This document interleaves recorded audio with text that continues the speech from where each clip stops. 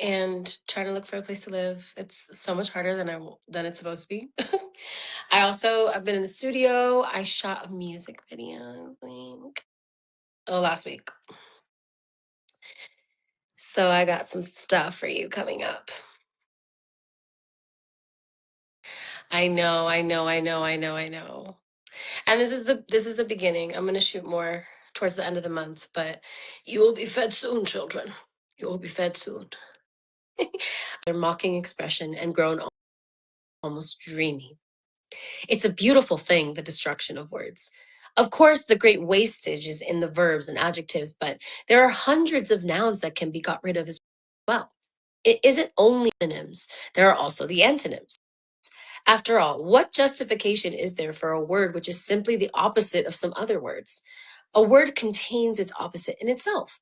Take good, for instance. If you have a word like good, what need is there for a word like bad?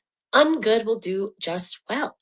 Better because it's an exact opposite, which the other is not. Or again, if you want a stronger good, what sense is there in having a whole string of vague, useless words like excellent and splendid and all the rest of them? Plus good covers the meaning, or double plus good if you want something stronger still. Of course, we use those forms already, but in the final version of Newspeak, there'll be nothing else. In the end, the whole notion of goodness and badness will be covered by only 6 words.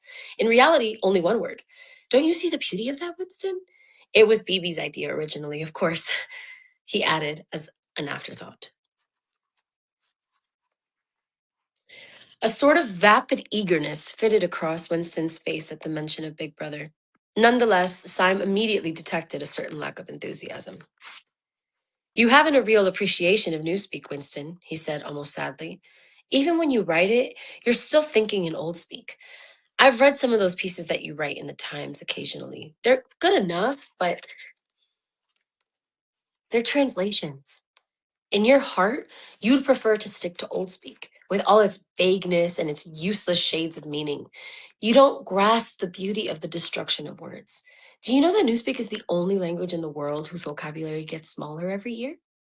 Winston did know that, of course. He smiled sympathetically, he hoped, not trusting himself to speak. Syme bit off another fragment of the dark-colored bread, chewing it briefly, and went on. Don't you see that the whole aim of Newspeak is to narrow the range of thought? In the end, we shall make thought crime literally impossible because there will be no words in which to express it. Every concept that can ever be needed will be expressed by exactly 1 word, and its meaning rigidly defined and all its subsidiary meanings rubbed out and forgotten. Already in the 11th edition, we're not far from that point, but the process will still be continuing long after you and I are dead. Every year, fewer and fewer words, and the range of consciousness always a little smaller. Even now, of course, there's no reason or excuse for committing thought crime. It's merely a question of self-discipline, reality control. But in the end, there won't be any need even for that. The revolution will be complete when the language is perfect. Newspeak is Ingsoc and Ingsoc is Newspeak, he added with a sort of mystical satisfaction. Has it ever occurred to you, Winston, that by the year 2050, at the very least, not a single human being will be alive who could understand such a conversation as we're having now? Except, began Winston doubtfully, and then stopped. It had been on the tip of his tongue to say, except the proles, but he checked himself, not feeling fully certain that this remark was not in some way unorthodox. Syme, however, had divined what he was about to say. The proles are not human beings, he said carelessly. By 2050, earlier probably all real knowledge of Old Speak will have disappeared. The whole literature of the past will have been destroyed. Chaucer, Shakespeare, Milton, Byron, they'll exist only in Newspeak versions, not merely changed into something different, but actually changed into something contradictory of what they used to be. Even the literature of the party will change. Even the slogans will change. How could you have a slogan like freedom is slavery when the concept of freedom has been abolished? The whole climate of thought will be different. In fact, there will be no thought as we understand it now. Orthodoxy means not thinking, not needing to think. Orthodoxy is unconsciousness. Does that sound familiar? Lord, pray for us. Pray for us. One of these days, thought Winston with sudden deep conviction, Syme will be vaporized. He's too intelligent. He sees too clearly and speaks too plainly. The party does not like such people. One day he will disappear. It is written in his face. Winston had finished his bread and cheese. He turned a little sideways in his chair to drink his mug of coffee. At the table on his left, the man with the strident voice was still talking remorselessly away. A young woman who was perhaps his secretary and who was sitting with her back to Winston was listening to him and seemed to be eagerly agreeing with everything that he said. From time to time, Winston caught such remark as, "I think you're so right. I do so agree with you," uttered in a youthful, rather silly feminine voice. But the other voice never stopped for an instant, even when the girl was speaking. Winston knew the man by sight, though he knew no more about him than he had some important post in the fiction department. He was a man of about 30, with a muscular throat and a large, mobile mouth. His head was thrown back a little, and because of the angle at which he was sitting, his spectacles caught the light and presented to Winston two blank discs instead of eyes. What was slightly horrible was that from the stream of sound that poured out of his mouth, it was almost impossible to distinguish a single word. Just once, Winston caught a phrase, "complete and final elimination of Goldensteinism," jerked out very rapidly, and as it seemed, all in one piece, like a line of typecast solid. Like a line of typecast solid. I'm not sure what the fuck that means. For the rest, it was just a noise, a quack, quack, quacking. And yet, though you could not actually hear what the man was saying, you could not be in any doubts about its general nature. He might be denouncing Goldstein and demanding sterner measures against thought criminals and saboteurs. He might be fulminating against the atrocities of the Eurasian army. He might be praising Big Brother or the heroes of the Malabar Front. It made no difference. Whatever it was, you could be certain that every word of it was pure orthodoxy, pure ingsoc.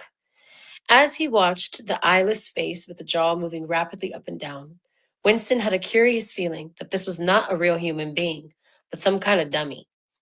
It was not the man's brain that was speaking, it was his larynx. The stuff that was coming out of him consisted of words, but it was not speech in the true sense. It was a noise uttered in unconsciousness, like the quacking of a duck. Syme had fallen silent for a moment, and with the handle of his spoon was tracing patterns in the puddle of stew. The voice from the other table quacked rapidly on, easily audible in spite of the surrounding din. There is a word in Newspeak, said Syme. I don't know whether you know it. Duck speak? To quack like a duck? It is one of the it's one of those interesting words that have two contradictory meanings. Applied to an opponent, it is abuse. Applied to someone you agree with, it is praise. Unquestionably, Syme will be vaporized, Winston thought again. He thought it was a kind of sadness. Hold on, hold on. Um,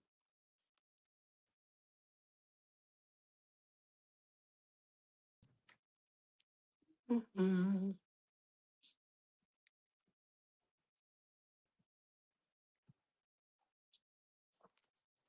mhm.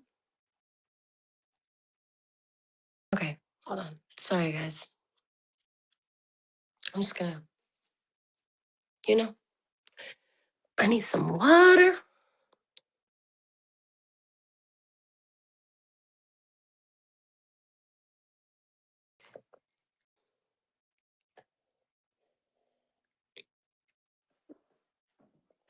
Okay,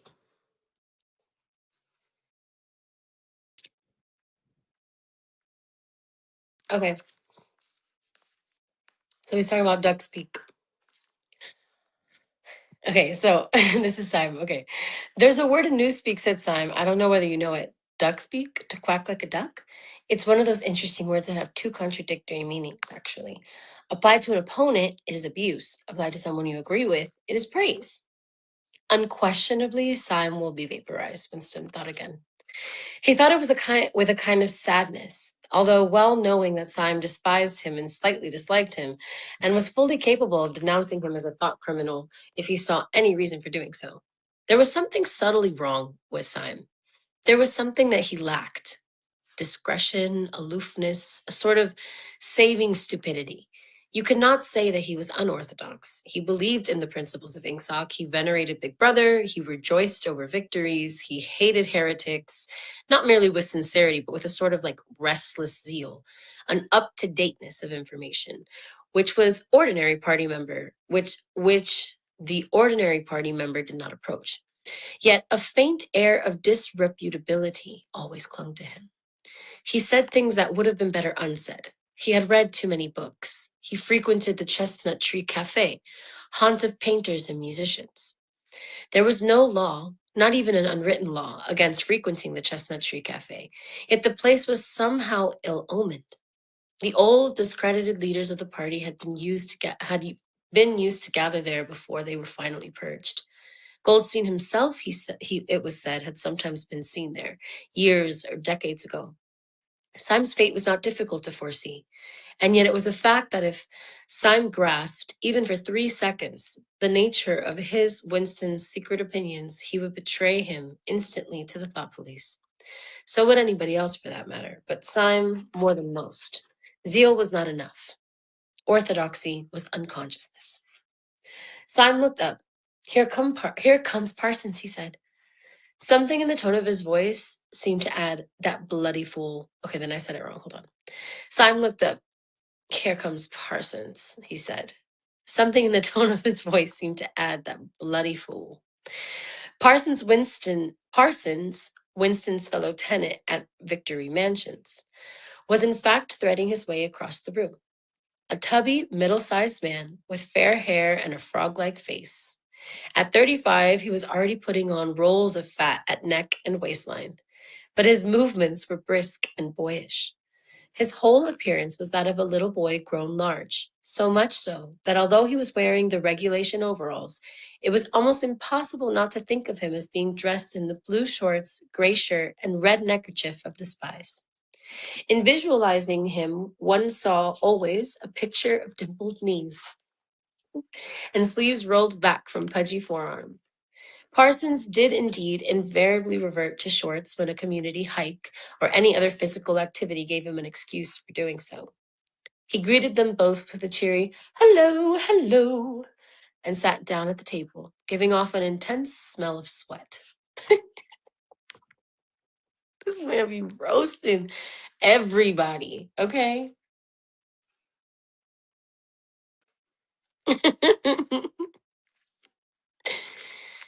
um,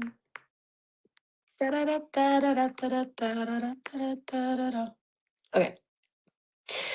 Beads of moisture stood out all over his pink face.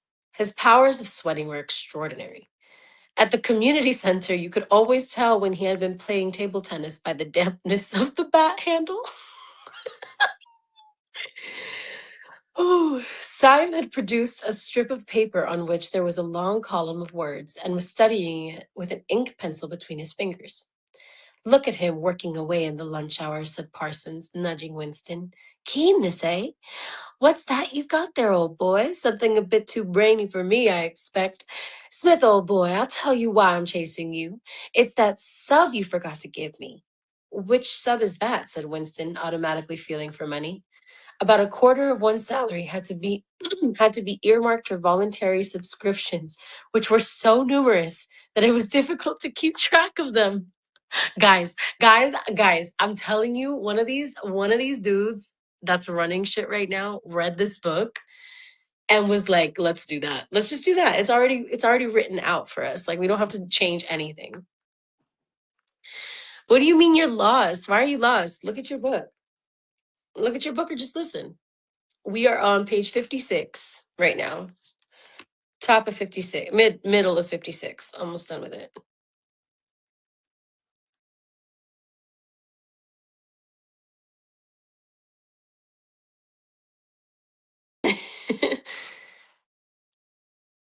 I did not read his essay. I got to do that. Okay, well, if you don't have the same pages as me, then you're going to have to just keep up. But also, you don't really need to. Just listen. I'm reading it to you. Okay, we're back. We're in the middle of chapter 5, page 56. Here we go. So he just talked about how his friend Parsons was coming over to ask him about a sub that he owed him. He owes him a sub. And you're like, what do you that sub you forgot to give me? He forgot to give him a sub. And sub are subscriptions. And he's like, there's so many subscriptions that I don't even know how many there are. Okay. For Hate Week, the House by House Fund, I'm treasurer for our block. We're making an all-out effort, going to put on a tremendous show. I tell you, it won't be my fault if Old Victory Mansions doesn't have the biggest outfit of flags in the whole street. $2, you promised me. Winston found and handed over 2 creased and filthy notes, which Parsons entered in a small notebook in the neat handwriting of the illiterate. By the way, old boy, he said, I hear that little beggar of mine let fly at you with his catapult yesterday. I gave him a good dressing down for it. In fact, I told him I'd be the catapult. I'll take the catapult away if he does it again. Why is he country in my brain? Why is he from why is he that? Why is he that? So Parsons is the dad of the little boy that shot him with the dart. Remember the boy that dressed up like the spy that he went to go visit? Excuse me. Okay.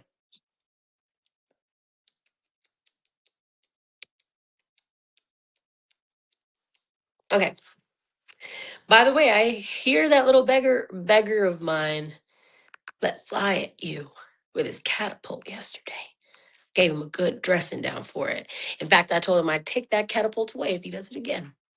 I think he was a little upset and not getting and not going to the execution, said Winston. Well, what I mean to say shows the right spirit, doesn't it? Mischievous little beggars they are, both of them, but talk about keenness. All they think about is the spies and the war, of course. Do you know what that little girl of mine did last Saturday when her troop was on a hike out to Berkhamsted way? Do you know what that little girl of mine did last Saturday when her troop was on a hike out to Berkhamsted way? She got 2 other girls to go with her, slipped off from the hike, and spent the whole afternoon following a strange man. They kept on his trail for 2 hours right through the woods, and then when they got into immersion, handed him over to the patrols. What did they do that for? Said Winston, somewhat taken aback. Parsons went on triumphantly. My kid made sure he was some kind of enemy agent. Might have been dropped by parachute, for instance. But here's the point, old boy. What do you think put her onto him in the first place? She spotted him wearing a funny kind of shoes. Said she'd never seen anyone wearing shoes like that before. So the chances were he was a foreigner. Pretty smart of a nipper at 7, eh? What happened to the man? Said Winston. That I couldn't say, of course, but I wouldn't be altogether surprised if Parsons made the motion of aiming a rifle and clicking his tongue for the explosion. Good, said Syme abstractedly without looking up from his strip of paper. Of course, we can't afford to take chances, agreed Winston dutifully. What I mean to say, there's a war on, said Parsons. As though in confirmation of this, a trumpet call floated from the telescreen just above their heads. However, it was not the proclamation of a military victory this time, but merely an announcement from the Ministry of Plenty. Comrades, cried the eager, youthful voice. Attention, comrades. We have glorious news for you. We have won the battle for production.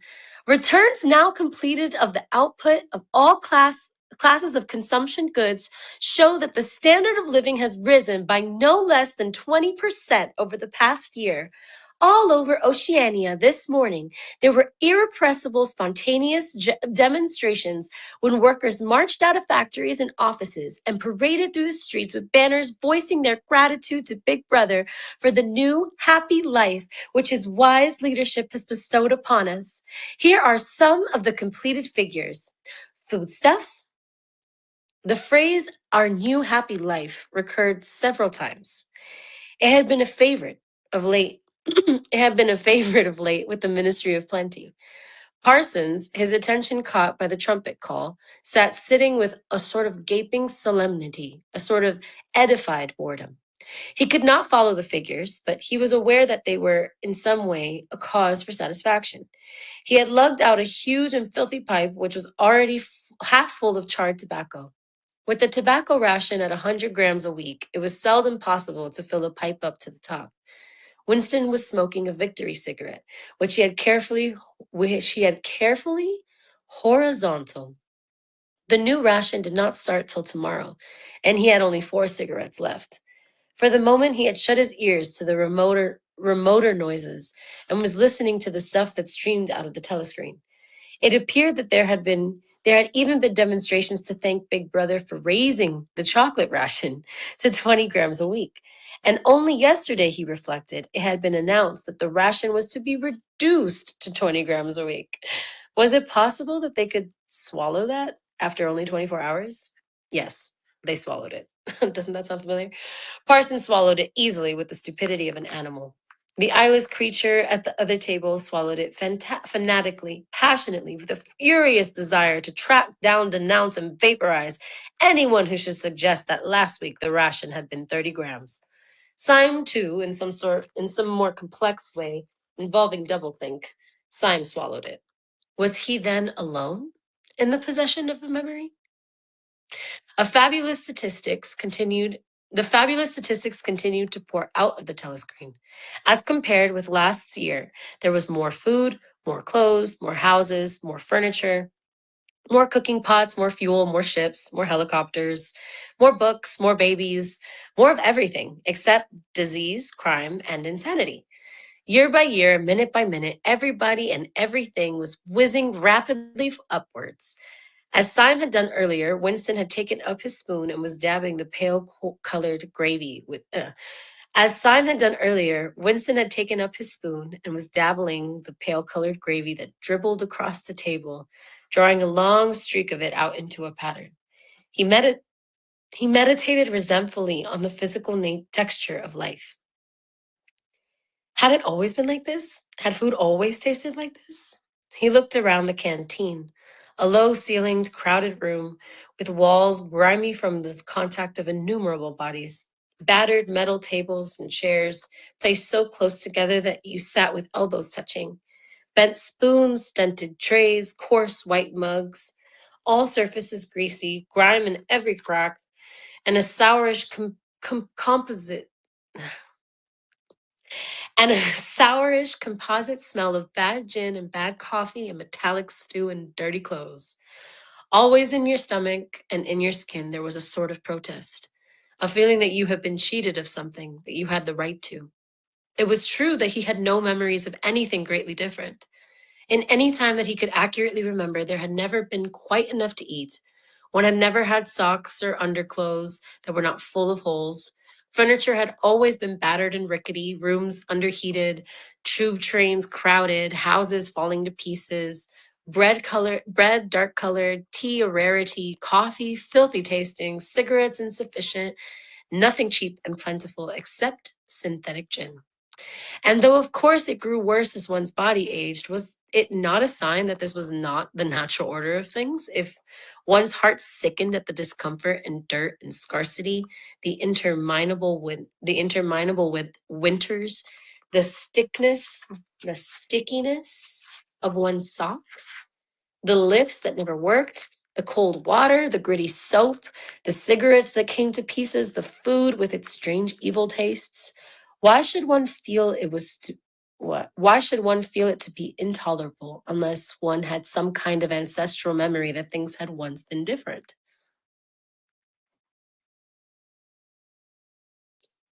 4 more minutes. What do you mean 4 more minutes? Oh my God. Okay, so we're only getting through chapter 5 today. Yeah, because I gotta go. I got this. Sorry, guys. I was a little late today. But also, probably wouldn't have finished the chapter regardless. I didn't even notice. I'm like so into the reading right now. Are you guys enjoying the reading? Speed run chat. Okay, where we at? Where we at? Where we at? Okay. He looked around the canteen again. Nearly everyone was ugly. and would still have been ugly even if dressed otherwise than in the uniform blue overalls. On the far side of the room, sitting at a table alone, a small, curiously beetle like man was drinking a cup of coffee, his little eyes darting suspicious glances from side to side. How easy it was, thought Winston, if you did not look about you, to believe that the physical type set up by the party as an ideal. Tall, muscular youths and deep bosomed maidens, blonde haired, vital, sunburnt, carefree, existed and even predominated. Actually, so far as he could judge, the majority of people in Airstrip 1 were small, dark, and ill favored. It was curious how that beetle like type proliferated in the ministries. Little dumpy men, growing stout very early in life, with short legs, swift scuttling movements, and fat, inscrutable faces with very small eyes. It was the type that seemed to flourish best under the dominion of the party, like little cockroaches. The announcement from the Ministry of Plenty ended on another trumpet call and gave way to tinny music, not tiny, tinny. Parsons, stirred to vague enthusiasm by the bombardment of figures, took his pipe out of his mouth. The Ministry of Plenty certainly done a good job this year, he said with a knowing shake of his head. By the way, Smith, old boy, I suppose you haven't got any razor blades you can let me have. Not one, Winston said. I've been using the same blade for 6 weeks myself. Ah, well, just thought I'd ask you, old boy. Sorry, said Winston. The quacking voice from the next table, temporarily silenced during the ministry's announcement, had started up again as loud as ever. For some reason, Winston suddenly found himself thinking of Mrs. Parsons. Bitch, this hair of mine needs to settle down. Figure it out, girl. Okay. For some reason, Winston suddenly found himself thinking of Mrs. Parsons, with her wispy hair and the dust of the creases of her face in the creases of her face. Within 2 years, those children would be denouncing her to the thought police. Mrs. Parsons would be vaporized. Syme would be vaporized. Winston would be vaporized. O'Brien would be vaporized. Parsons, on the other hand, would never be vaporized. The eyeless creature with the quacking voice would never be vaporized. The little beetle-like men who scuttle so nimbly through the labyrinth corridors of ministries, they too would never be vaporized. And the girl with dark hair, the girl from the fiction department, she would never be vaporized either. It seemed to him that he knew instinctively who would survive and who would perish, though just what it was that made for survival, it was not as easy to say. At this moment, he was dragged out of his reverie with a violent jerk. The girl at the table next had turned partly round and was looking at him. It was the girl with dark hair. She was looking at him in a sidelong way, but with curious intensity. The instant that she caught his eye, she looked away again. The sweat started out on Winston's backbone. A horrible pang of terror went through him. It was gone almost at once, but it left a sort of nagging uneasiness behind. Why was she watching him? Why did she keep following him about? Unfortunately, he could not remember whether she had already been at that table when he arrived or had come there afterwards. But yesterday, at any rate, during the 2 minutes hate, she sat immediately behind him when there was no apparent need to do so. Quite likely, her real object had been to listen to him and make sure whether he was shouting loudly enough. His earlier thought returned to him. Probably Probably she was not actually a member of the thought police, but then it was precisely the amateur spy who was the greatest danger of all. He did not know how long she had been looking at him, but perhaps for as much as 5 minutes. And it was possible that his features had not been perfectly under control. It was terribly dangerous to let your thoughts wander when you were in any public place or within range of a telescreen. The smallest thing could give you away. A nervous tick, an unconscious look of anxiety, a habit of muttering to yourself, bro, they would have killed me immediately in this place. I would have been vaporaned, okay? I would have literally been vaporized. She never existed. She never existed. I'm not going to be late. It's okay. I'm going to just finish this chapter. We're really close. And then I'll be fine. Okay. The smallest thing could give you away, a nervous tick. An unconscious look of anxiety, a habit of muttering to yourself, anything that carried with it the suggestion of abnormality, of having something to hide. or having something to hide. In any case, to wear an improper expression on your face, to look incredulous when a victory was announced, for example, was itself a punishable offense. There was even a word for it in Newspeak. Face crime, it was called. The girl had turned her back on him again. Perhaps after all, she was not really following him about. Perhaps it was a coincidence that she had sat so close to him 2 days running. His cigarette had gone out, and he laid it carefully on the edge of the table. He would finish smoking it after work, if he could keep the tobacco in it. Quite likely the person at the next table was a spy of the thought police, and quite likely he would be in the cellars of the Ministry of Love within 3 days. But a cigarette end must not be wasted. Syme had folded up his strip of paper and stowed it away in his pocket. Parsons had begun talking again. Did I ever tell you, old boy, he said, chuckling round the stem of his pipe, about the time when those two nippers of mine set fire to the old market woman's skirt because they saw her wrapping up sausages in a poster of BB? Sneaked up behind her and set fire to it with a box of matches. Burned her quite badly, I believe, little beggars, eh? But keen as mustard. That's the first-rate training they give them in the spies nowadays. Better than my day, even. What'd you think? That's the latest thing that they'd serve. That the thing they'd serve them out with. What? What'd you think's the latest thing they've served them out with?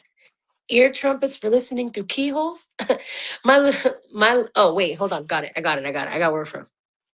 Said, what'd you think's the latest thing they served them out with? Ear trumpets for listening through keyholes. My little girl brought one home the other night, tried it out on our sitting room door, and reckoned she could hear twice as much with her ear to the hole.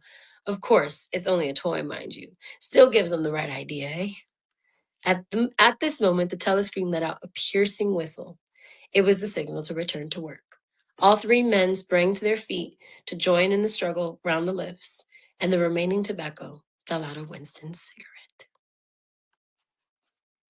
Wowza. So there's snitches and spies everywhere. Everywhere. Guys, Christ. Anyways, time is up. I love you. We cannot debrief today, but it's okay. We'll debrief when we do the second. We'll do chapter 6. Maybe we do it like Wednesday or something before the next week so that we can keep like the pace of 2 chapters at a time. I think that sounds good. But yeah, I'll post into the app, but it'll probably be around the same time. Or maybe Wednesday we do it a little bit later so that folks can join us. Okay? All right, my darlings, I love you. It was so good to see you guys today. I hope that you're good and taking care of yourself. Bye.